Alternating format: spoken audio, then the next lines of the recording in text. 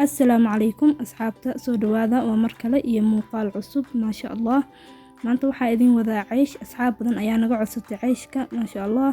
Horaan waa usoo gelinay channelka muuqaalo ceysh ah, laakiin kan maanta ceysh kaligiis ayaa idinkugu sharxayaa qaabka sidaas quruxda badan ugu soo baxo. maasha Allah waa ujeedin siduu u fuuray kalarka quruxda badan leh. Marka fiidiyogan maanta wax kale cunto kale ku jirto waa ceysh kaligiis, qaab kaligiis ayaa idin sharxayaa. sidaas jileec badan ayuu iigu soo baxaysaa ujeedin maasha Allah tabaarakallah. Marka ila daawada walaalahey qaaliga ah, ila daawada waxaan rajeynayaa inaad ka faa'iideysan doontaan insha Allah. gabdhaha uu dhibo ceyshka qaabka loo sameeyo insha Allah maanta kadib kuma dhibi doono. qiyaas saxan oo kaamil ah waa idin sameynayaa. soo dhawaada walaalaheyga.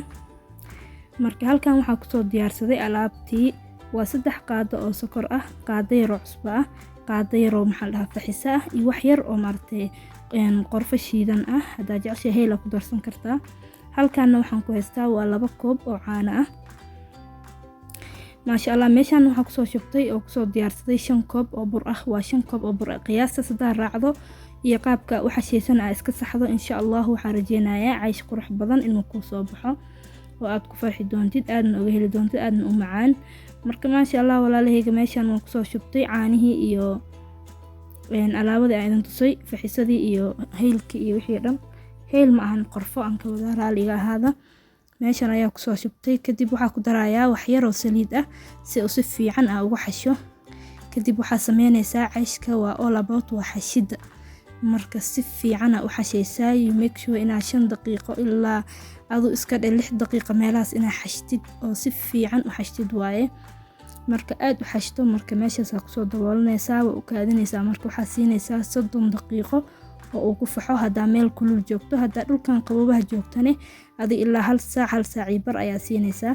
waa u jeedin sidaas jilcan oo laastig oo kale u noqday. wax gacanta iga dhagaya ma ahan oo isoo raacraacayo u jeedin.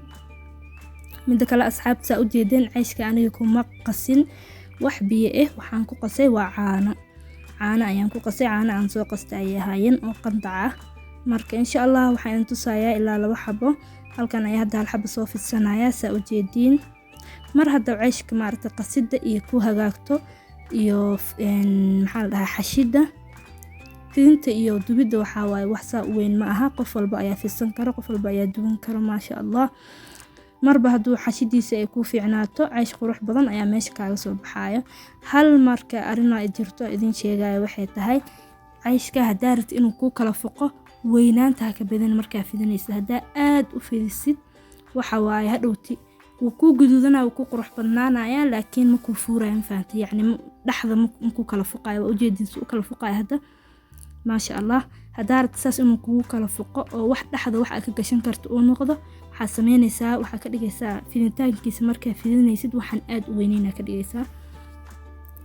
marka maasha Allah walaalahey waa kanaasa u jeedin. waxaan rajeynayaa inaad ka faa'iideen insha Allah. oo hadda kadib oo gabdhaha oo ceyshka uu dhibo ee hadda kadib ee uu sa dhibi doonin.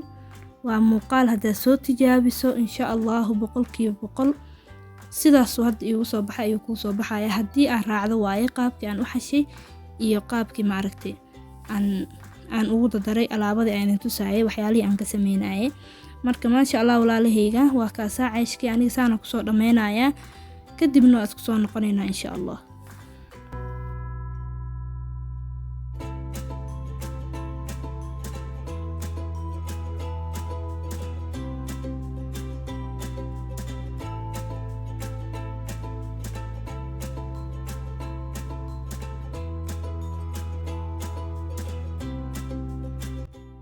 عامي واكاساهي انت مقال دنب كل مينو waxaa idinku dhaafayaa khayr iyo khayraad. wassalaamu calaykum.